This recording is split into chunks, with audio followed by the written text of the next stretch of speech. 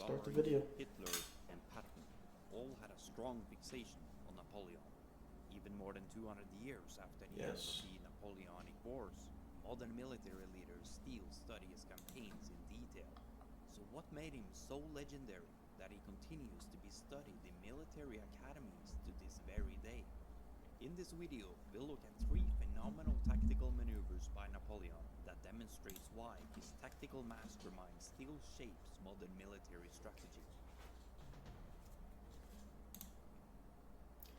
I mean, his strategy is like it's really timeless. There's a lot of areas, aspects of your life that you could apply it to, and it's not just poker. It's talking to people, communication, um, um, like things like your job, climbing up the career ladder. Um, dealing with people that you could consider that are not friendly. You could consider enemies, maybe. I know that term is kind of not very accurate. You don't really have enemies anymore. There are But yeah. certainly many battles I could have begun with, but I chose the Montenot campaign as the first in the series because it was in Montenot where Napoleon first proved himself as a general who should be exceptionally feared and respected. To give a brief background to the campaign, after Napoleon violently put down the royalist uprising in Paris in 1795, I feel like I could relate to this a lot, this battle, because when you're younger, coming up in the poker scene as a high stakes pro, there's kind of a lot of struggles associated with that. Moving up stakes, going to 5100, no limit, to like 100, 200. It's like it can be very difficult. And, especially there's another aspect to that if you look younger. But you got to earn your place. It's not you definitely can't just pop up out of nowhere. that direction, drawing the Allied attention eastward. Meanwhile, however, he massed the bulk of his forces. And this is a strategy that if you've read the 48 Laws of Power, I highly recommend you read it if you're a high stakes, if you're a pro or you're just a recreational player. Highly recommend you read 48 Laws of Power by Robert Greene. Deception is king, especially in war, and poker is very similar to war. You need to deceive. So you can see here Napoleon is he's distracting and he's diverting the two armies. If they combined, he would have gotten crushed. So he diverts their attention. He has a ploy, like a fake attack, and then he attacks. He picks a side and he attacks. I think it's a great, pretty simple strategy on paper, but it works and it deceived them. To the west, he knew that by taking over the mountain pass around Dago, the Allied armies would not be able to support each other, and on the 11th of April 1796, he struck against the Austrian forces in the Battle of Montenot.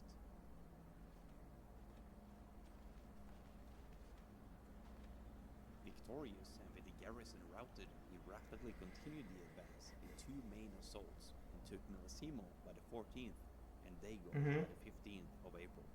And by now it was clear to everyone that Napoleon's goal was not to take over Genoa, but to split the Allied armies in two and take them on one by one. Yep, and if deception is if it works, then Because they were your opponent is not going to realize until it's too late, right? soon decide to retreat Um, to Alessandria and no longer offer any support to the Piedmont. that's just pure, like, that's pure deception. They're not going to realize until it's too late. Like, obviously watching this video, it's history. We know that this happened, and we can see and be like, okay, that makes sense that he would have done that. But it's actually different when you're live, you're there in the battlefield, right? So they would have realized pretty late, and once you realize it's too late if you're the opponent. And successful for Napoleon there. He planned it very well. I think you could tie this back into the laws of power again. You have to swiftly, I think, what is it, Law 12? You got to swiftly destroy, swiftly crush your enemy, something along those lines. I'm not sure what law it is. But yeah, that's one of the laws. And he executed that perfectly. I mean, he got position on them, which again you can tie into poker. Again, position is everything. If you have position on them, then you just have a significant edge.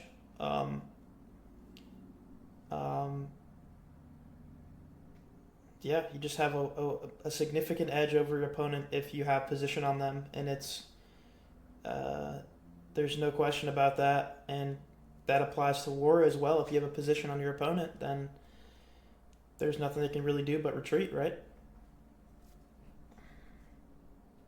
So I think it was perfect execution. He had position. He just runs them down. The general is confused, has no idea what to do. Like, perfect execution. Wouldn't have done anything else. Roughly 10 Great. years later, in the autumn of 1805, Europe was once again finding itself at war, and Napoleon was stronger than ever before. The Third Coalition, an alliance between Austria, Russia, and Britain, had just been formed. They had but one goal in mind: to topple Napoleon's newly declared empire. Austria, eager to strike before the Russian reinforcements arrived, advanced its army. Tie this back into life very well. Like, if you're gonna do something, do it to the fullest extent that you can. Like, he's going to this battle, he's bringing the best that he can. He's bringing the best of the best. He's not bringing some like recruit that just came off the streets, right? He's bringing the best of the best. When you're gonna go play poker, sit down at the table, you have to have everything dialed. Go to the gym, get some exercise.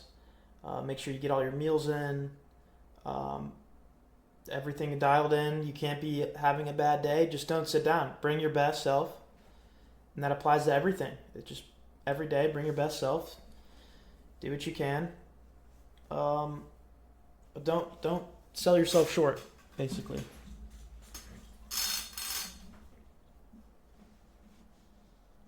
His position in Ulm and await Russian support from the east.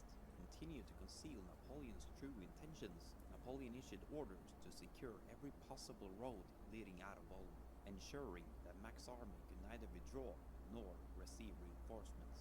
And after all the critical roads had been captured, Napoleon ordered an attack on the vital fortification of Elchingen, winning a... I think it's a great strategy. If you have someone backed into a corner in a city, you seal all the roads off. Where are they going to go, right? Their trade is limited. Their communication is limited because there was no phones back then, right? Seal off all the roads. Nothing you can do. You're going to need certain goods to sustain everyday life. He's got them effectively trapped here. Just a matter of time before they rush the city, right? A decisive battle that completely sealed the encirclement from the at Ulm. Napoleon now turned east to pursue the Russian army under General Kutuzov. On the 12th of November 1805, Napoleon marched into Vienna unopposed. But with winter approaching and his army deep in enemy territory, Napoleon was in need of a quick and decisive battle to end the campaign once and for all. And that opportunity came near the Moravian town of Austerlitz. The Allied army was confident in their numerical superiority, but what they didn't know is that Napoleon had personally scouted the terrain days earlier, where he had crafted such a brilliant plan that would be talked about for centuries to come. The day of the battle was also a This might be one of the most important things, like one of the most important tie-ins I'm going to make here, right? Planning is key. It's like it's so understated in your life how important planning is, right? Everything you do, plan, plan, plan, plan, plan. Literally the simplest things every day. Have a schedule. You're going to a new city, have a schedule. Um, like even vacation, you're going on vacation, have a plan. Like don't do something and not have a plan. It just like you gotta have a plan and you have to have a backup plan. That's just how it is.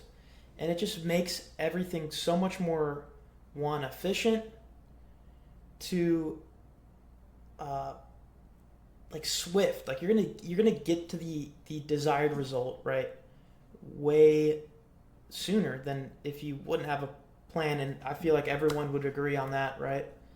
Um, Having a plan is just crucial, crucial, crucial, crucial. I mean, especially nowadays, if you have a plan, you're going to, do a lot better than 90% of people. Like, literally just have a plan, know what you're doing before you do it, and execute the plan. I mean, again, executing is just as important as crafting the plan, like a correct plan. But the plan it's also crucial. It's just as important as the execution. Everyone focuses on the execution of the plan, right? But no one focuses on the plan itself, which is literally equally as important.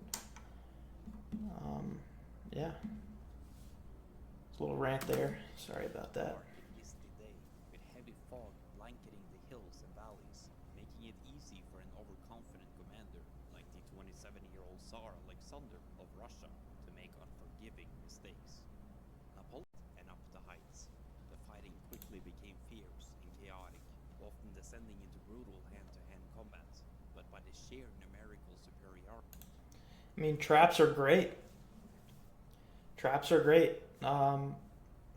See, with a trap, though, you have to know the landscape. And in the context of poker, you have to know the player.